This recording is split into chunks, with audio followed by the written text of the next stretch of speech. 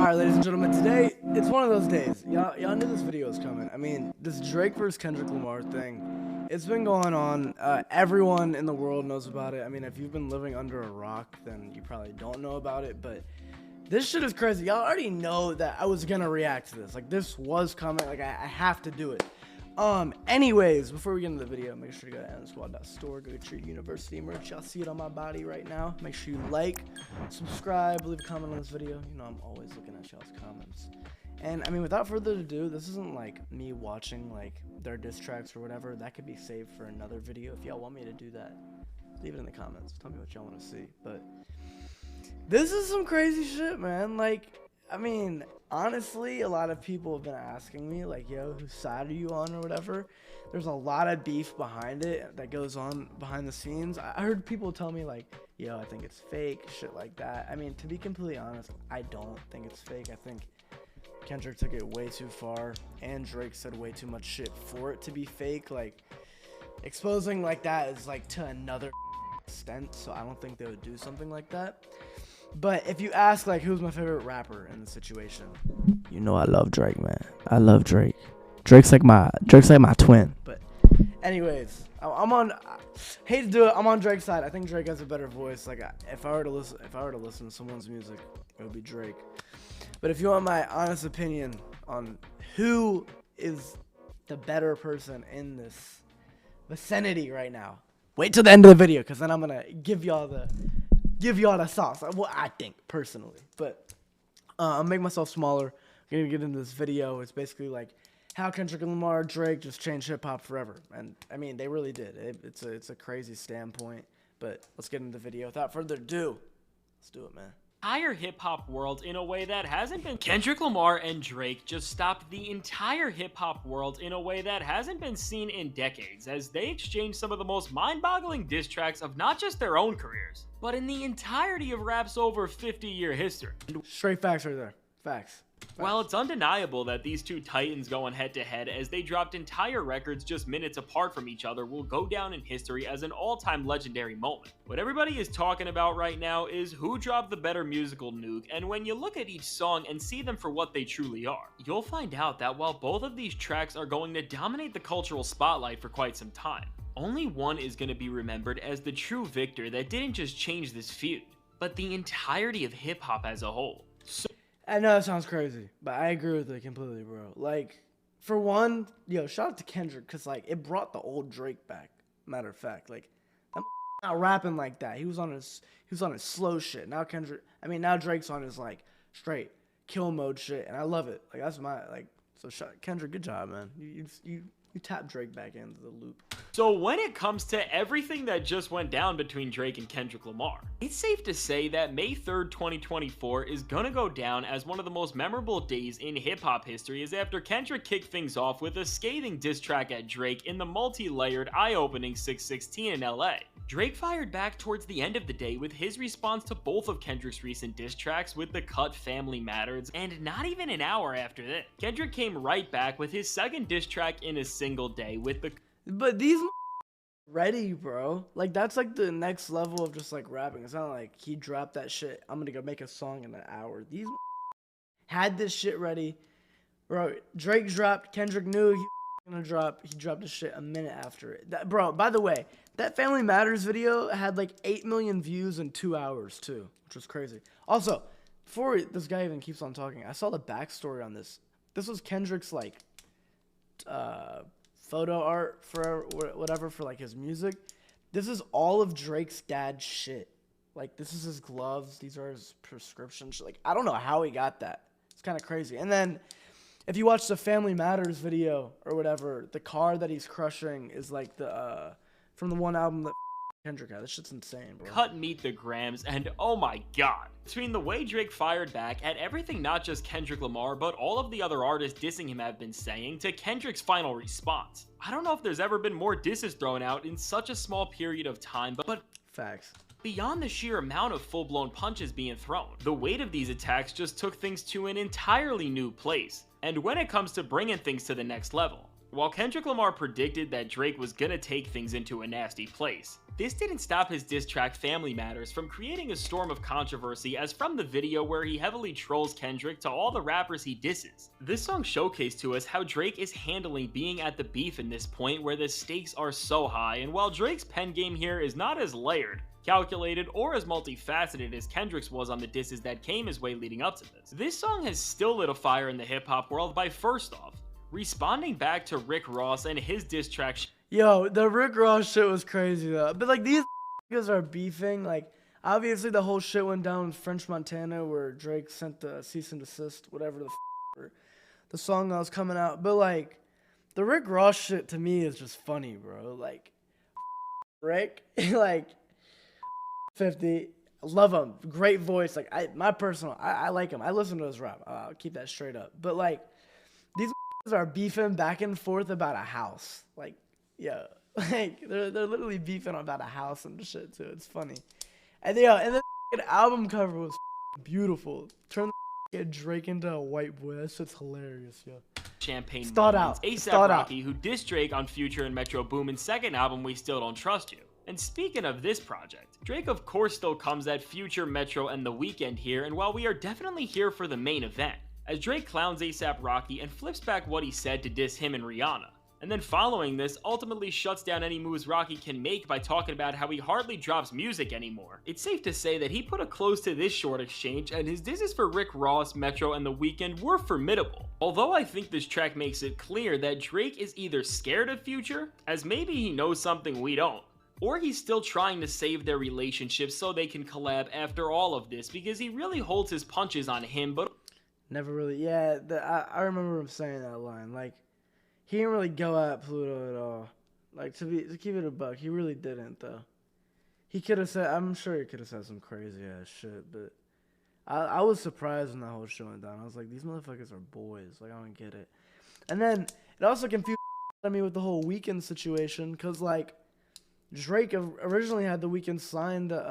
He wanted to sign The Weeknd to the OVO record label and shit, and then some whole thing went down with that. The thing that went down with that was The Weeknd signed with another record label, and then Drake felt a certain way about it. Like, took you around all these places, doing all this shit. Like, so I mean, I don't blame him.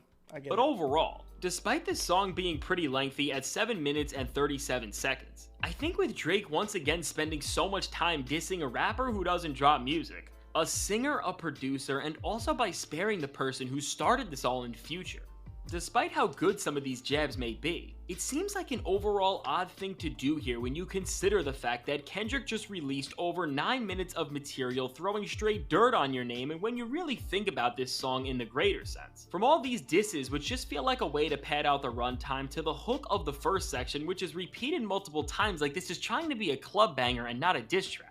It feels like a good portion of this record is just filler as a diss track, and it's really trying to offer spectacle over substance, and this is especially reflected in the fact that Drake literally made an entire music video for the track, where he crushes the Good Kid Mad City van, which, don't get me wrong, is definitely hilarious. But I think the beef is beyond the point where Drake can rely on gimmicks and jokes like this to take a stance against Kendrick, and as this was something that Lamar clowned him directly for. It only seems like by doing this, Drake is only further validating everything his rivals said.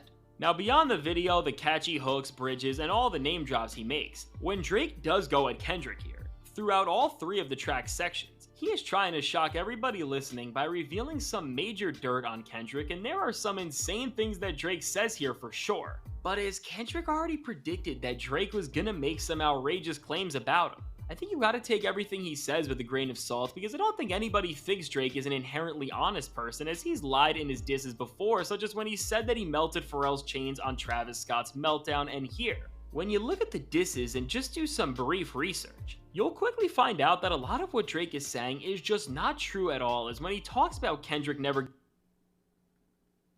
giving back to his community. That's clearly a lie, as there are countless occasions of Kendrick investing back in the place he came from, and beyond this. He says that Baby Keem is his ghostwriter, which again, is easily proven not to be the case, as we have seen the exact opposite as in leaks from recent years. Kendrick has done reference tracks for Keem, where he's done tracks like 16 in addition to him. He's written and recorded references for SZA and even an MC like J-Rock, and out of all the people Drake could have tried to say right for Kendrick, as I think anybody with basic listening skills could tell you that the guy who wrote this definitely did not write this. Now moving into some deeper water, Drake says that Kendrick urged Tupac's estate to send out a cease and desist for the controversial tailor-made freestyle, and there is no evidence whatsoever to say that this is false. But even with that, this does not align with anything Kendrick has done up to this point, and with him making fun of Drake for trying to get a cease and desist on like that, it would just seem super hypocritical and out of character for Kendrick to do something like this, and even way crazier than this claim. Drake says that Kendrick's PG Lang co-founder Dave Free is the father of one of his kids, and wow. When Drake says this in the first section of the song, you can see that he's playing with no rules from here on out, as this is an insane thing to say as if it were true. It would betray and destroy both Kendrick's business and personal life, and even crazier than all this, Drake says something that could potentially change the way we see Kendrick as a whole, but to avoid any further detail because of guidelines. All I'm gonna say is that Drake claims that Kendrick has done some terrible things in his marriage, and while this would be beef-altering if it were true, at this current moment, there is no evidence whatsoever to back this up. And to add further context to everything, Kendrick was accused of being in a very similar situation in 2014. But ultimately, he was deemed innocent, and he talked about this entire experience on the Breakfast Club interview with Charlamagne. While if this was true, this would put everything we know about Kendrick Lamar into question. Yeah. Oh, I messed him up pretty bad, bro. No cap. He's not lying. That came out as true. If you can find some evidence on that. There is nothing to prove this, and these actions don't align with anything he stands for whatsoever, and beyond this, a lot of the other jabs Drake makes are things that Kendrick has pointed out himself, such as that his father got robbed by his former TDE CEO, and does Drake think that he cracked something here? Because Kendrick made an entire song about this in Duckworth. And with so many other things Drake says about Kendrick's marriage, Lamar already told us all of this on Mr. Morale, so overall, while Drake's disses did do a good job at giving him some momentum and creating sheer chaos, a lot of these claims seem like they came from random corners of the internet as opposed to credible sources, and while if Drake's track was able to live a little bit longer, the pressure would begin to come back to Kendrick. Just minutes after Drake released his comeback, Lamar came right back with his third Drake diss track, Meet the Grams, and oh my god, as Kendrick had a perfectly fitted response ready for Drake just minutes after he dropped his diss. I think it proves two things. One, that Kendrick knew the route Drake was going to take, as it was really his only choice, and that Nah, it was crazy. He like knew the exact shit. I mean, I don't know if he like tweaked what he was saying in the song after that diss track came out, maybe a little bit, but like he like knew what unless like he just has different like songs already written in his arsenal, then that's when like I don't know, bro. That also, Kendrick does have some sort of inside intel in Drake's OVO camp, as he alluded to on 6:16 a.m. in LA, and while the timing of the response pointed this out, it was seemingly proved as the picture for this track was a zoomed out version of the Maybach glove we saw on the cover of Kendrick's second diss, and with this picture, we now know that the items in the full image are from a suitcase that belonged to Drake's dad and were owned by Drake, and from literal receipts to bottles with his name on it. This begins to show us some of the traits that really define and have corrupted Drake behind closed doors and on the song itself. Kendrick only brings this idea further and further to fruition, as he delivers not just the most vile record in this feud, but in his entire career. Ooh! Hard take, man. But yeah, it's definitely one of his top. It's definitely one of his top. Keep it a buck. Starting off a song with the bar, Dear Adonis, I'm sorry that man is your... Okay, this that he dropped, I'm listening to it, right? Like, he literally started off with the Adonis shit. He went to the Adonis shit. Then he went to Drake's fake daughter, like his daughter or whatever that he apparently has that nobody knows about, which is crazy if it's true. And then it went, I think he said some crazy shit to his mom, then said some crazy shit to his dad. He said some shit to his mom, like your son should be dead, which is wow, that's crazy work. He literally did it all in segments too, on a slow beat, straight, like what, 7-minute song. And then the last thing was to Drake, and just, it was bad, bro. It was bad. Father is one of the most insane ways I have ever heard a track kick off, and over a sinister beat cooked up by the one and only Alchemist, Kendrick has the perfect musical setting to just clap back at Drake's seemingly predictable attack, and with this almost 7-minute cut, Kendrick continues to Newest 7 minutes. come at Drake's character by not just throwing any more warnings or punches at him, but by talking about Drake directly to each member of his family. As Lamar talks to Adonis about how bad he feels that Drake is his dad, you see an approach taken from Kendrick that has never been used before in a rap beef as he talks to Drake's kid, and pities for him because of the sick and twisted nature of the person he's being raised by. This is such a creative way to come at your opponent, especially when you actually have a history and claims to back up why so, and from mentioning some wild moments Drake has been involved in, to talking about some of the dark past that he spiraled down. By rapping in this manner, Kendrick reveals to the world even more dirt on Drake and whether it's some of the shady rings he may be in, or just exposing the weird way he changed his appearance seemingly overnight. Kendrick keeps approaching Drake from every single angle possible, and from here, only ramps up the disses in terms of the sheer brutality they possess, and with the second verse of the cut, Kendrick talks to Drake's mother Sandra as he focuses in on how Drake has hurt so many girls and uses the concept of womanhood to really make her sit and empathize with the potential victims of Drake in the first place and in the same verse. Kendrick also goes on to address Drake's dad, Dennis, and he really lets in here as he just tells him that he raised a horrible person, and from here, he raps like he's sitting down with both of them to tell them the unfortunate and brutal truth about their son, as he says that he is a sick man with sick thoughts and that he should end up in a cell with Harvey Weinstein, which, oh my god. That shit right there, when I heard that shit, I played this shit for my dad and we just both looked at each other like, yo, y'all know my dad, big Spence in the cut. Like, we looked at each other, we were just like, what the fuck? It was shocked. It was like one of those things where you just look at each other. Like how Jay-Z looking right now. See, I'm like, God. Kendrick is not just playing into a lot of the creepy stuff around Drake and girls over the years, but he is alluding to the fact that there may be even more that we don't know, and as the track progresses, he only continues to flesh out this rotten morality that Drake has by not just talking about the problematic nature of some people who are on the payroll at OVO, but he even accuses Drake of partaking in some of the most horrible things done in the industry, and he says that he protects what seems to be himself and so many others from ever being exposed. As Kendrick says that Drake's $100 million mansion is going to get raided soon because of the things that he has done, and that anybody who loves their families needs to keep them far away from Drake. See, now that's a crazy thing just to go in on saying his house is gonna get raided and shit. Crazy work. Able to set up this super dark tone, and in the third verse, when things couldn't get any more intense, Kendrick says 3 words that change everything: dear baby girl, and wow. Yep, that's what I was listening. I'm like, what?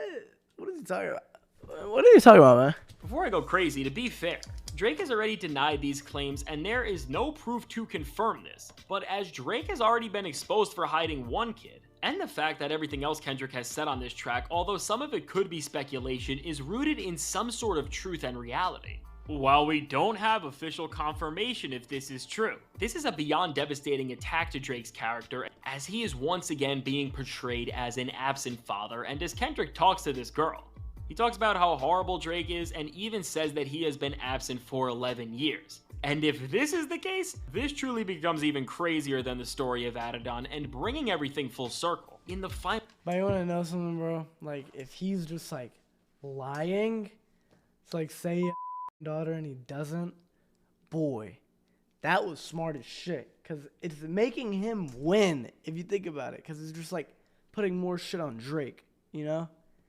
Final verse, after addressing his parents and now seemingly 2 kids, Kendrick comes at Drake himself and here unleashes one final blow. And what I love about this verse is that Kendrick tells him this was supposed to be a good exhibition within the game of hip-hop, but as Drake has done in beefs over and over again, he's brought people's families into things, and as a result of this choice, Kendrick did not hold back here, and as Lamar continues to rip away and away at whatever integrity Drake has left, as he talks about his creepy habits, horrible addictions, and just pathetic life, Kendrick leaves this song saying everything he needs to, as he concludes with the line, "F a rap battle, this a long life battle with yourself." Now, while the way Kendrick wraps this song up almost makes it seem like he is ready to walk away from this beef, as a feud of this magnitude has just went from being a rap battle to a real full-on personal attack. I don't think this is going to be possible at this point, as between the shots that both parties threw out with their most recent tracks, I am sure that both Drake and Kendrick are going to want to say a lot more to each other and beyond this. Nah, facts. That's just not over, bro.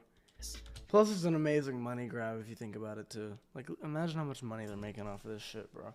While both of these tracks made claims, and in Kendrick's case, he really did deliver one of the most ruthless and well put together diss tracks of all time. As long as either side's allegations remain unconfirmed, we won't have a definitive winner, as based on the truth of the statements, it can change the entire playing field. But between the 3 diss tracks that he released and the claims that, while are not confirmed, seem way more likely to be true, Kendrick is dominating this beef right now as far as I am concerned, but I don't think that this feud is over one bit, and a matter of fact, I think it's about to get more intense than ever.